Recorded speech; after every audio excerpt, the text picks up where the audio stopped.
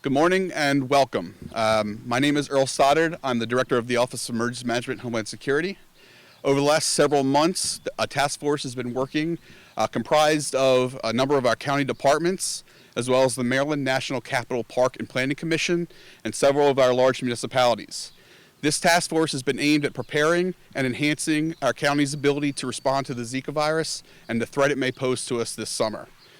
We're going to talk about some of those efforts today, as well as provide some basic information that our residents can feel empowered to protect, use to feel empowered to protect themselves and their community.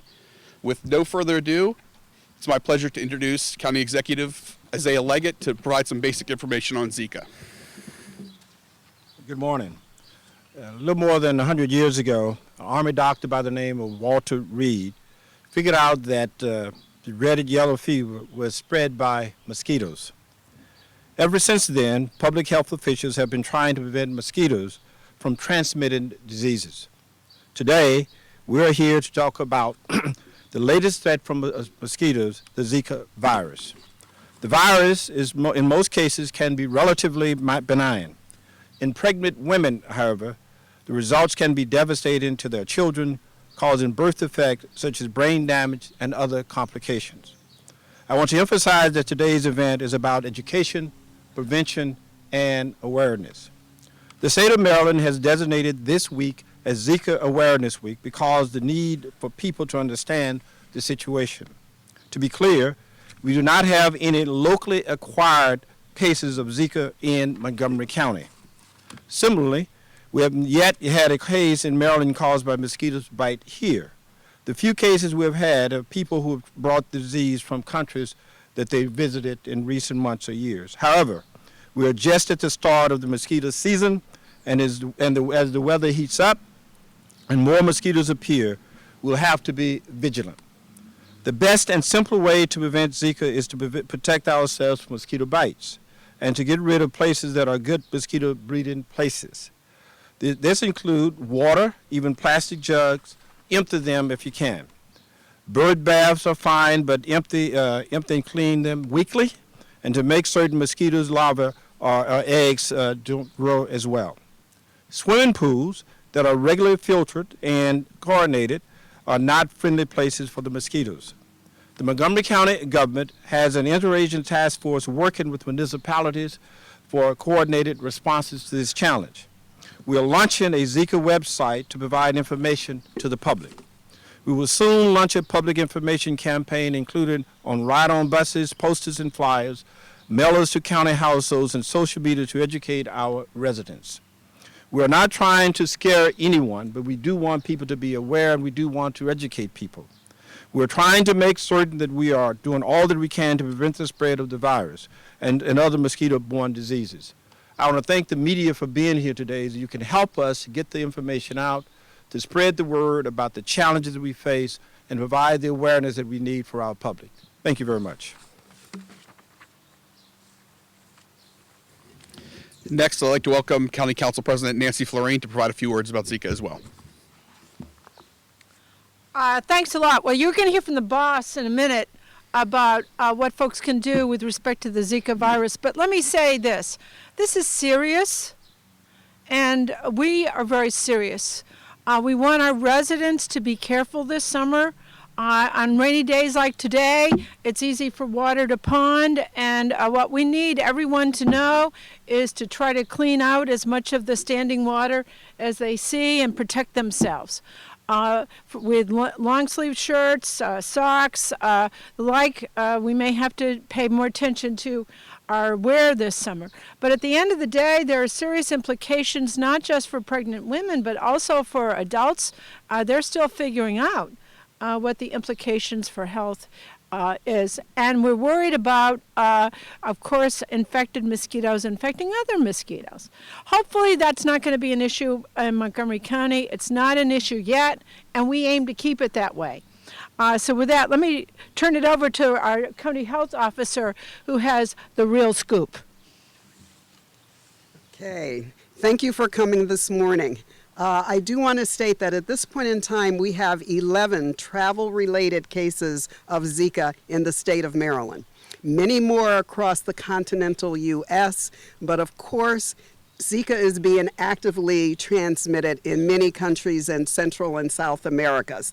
We are concerned as the weather heats up, as we now come to mosquito season, which begins on Sunday, that we will be having more mosquitoes around us. As it's been said, at this point in time, we do not have the species that's transmitting Zika active in our state, but we are monitoring that to make sure that that does not happen.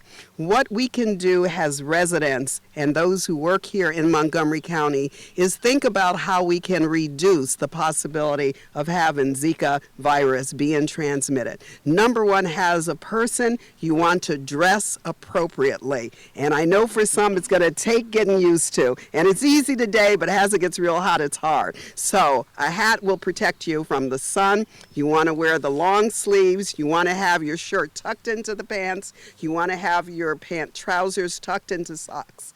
And if you do that, that at least reduces and gives you a barrier between the mosquitoes and your skin. For exposed skin, you want to use insect repellent. Typically, that would have 25% DEET. You want to make sure that you cover those areas and follow the directions on the manufacturer label. And when it comes to the face, you want to make sure you put it on your hands first and then cover your face, but do not put it in your eyes. If you have any irritated or broken skin, you do not apply insect repellent to those areas. You don't want insect repellent to be under the clothing. You want it just on exposed skin. So that is how you dress appropriately and how you defend. And then the third point, which was mentioned and will be mentioned even more detail, you want to drain. You want to eliminate those breeding sources. So as it was mentioned, if you have a bird bath, just make sure that weekly, get the water out, scrub the bird bath, refill it. Do that every week. If you have any standing water, you want to drain it. If you have, as it says, if you have like an aerated ornamental pool, if it's circulating, then that's going to be okay. But if it's standing water, you have to really seriously consider whether you want to drain it or if you want to use something else that's going to prevent the container breeding. This is the Zika is carried by two mosquitoes that are basically indoor living mosquitoes, and they're actively biting during the daytime rather than as with the mosquito for West Nile that's from dusk to dawn. So the Aedes mosquito, it loves humans. So, and it loves to be around humans. So that means we have to think about what's going to be sources for breeding, both inside the home as well as outdoors. And so there are many tips, and when we launch our website for the county, it will be demonstrating and mentioning all those tips that can be followed to protect you. This is Zika Awareness Week, but it is the launch of the mosquito season. So we're not just doing things for this week. We need to do it all summer long until we get to the end of September. So I encourage you to consider and get used to doing those things. I also want to mention for pregnant women, it is safe for pregnant and nursing women to use insect repellent. That's fine, so they should use it. For children who are under 2 months, and particularly if they're in strollers, you want to get the mosquito netting that can cover the stroller to protect the infant. So consider those things in terms of how you can protect yourselves, protect our community, so we will not be transmitting this disease that has such devastating birth defects that can affect us. So I thank you for that, and I'll turn it back to Dr. Earl Stoddard. Thank you. And so for our final message for today, I'd like to introduce Lisa Felt, the Director of the Department of Environmental Protection for Montgomery County. So my name is Lisa Felt. I'm the Director of Montgomery County Department of Environmental Protection. As you've heard today, knowledge and prevention is our biggest defense against Zika. Mosquitoes have gone from being a nuisance to a larger public health concern in the state and in the country and in Montgomery County. More than ever, there is a need for education and public awareness on mosquitoes, their biology, and how to reduce breeding areas, and you have heard many tips today. By understanding where mosquitoes breed and what action everyone can take, we can all work together to prevent health concerns such as the Zika virus and the West Nile virus. My department, the Department of Environmental Protection, is working collaboratively with county agencies and also with Montgomery Parks and state agencies to determine the most effective way to prevent mosquitoes. Residents are at the front line, as you've heard today, in eliminating potential breeding habitats for mosquitoes. Eliminating any standing water around the home is a critical step in reducing the risk of mosquito-borne disease transmission. The Aedes mosquitoes, which Dr. Tillman talked about, typically lay eggs in near standing water in things like buckets, bowls, animal dishes, flower pots, vases, and even something as small as a bottle cap. The kind of things commonly found around homes, in front and backyards, and on balconies. While my department will be looking closely at areas where we have responsibility, such as stormwater ponds, we want to emphasize the significant benefits for residents to eliminate all sources of standing water around residents' homes and apartments. Other things that residents can do now is to check to ensure that the window screens and screen doors are in good repair.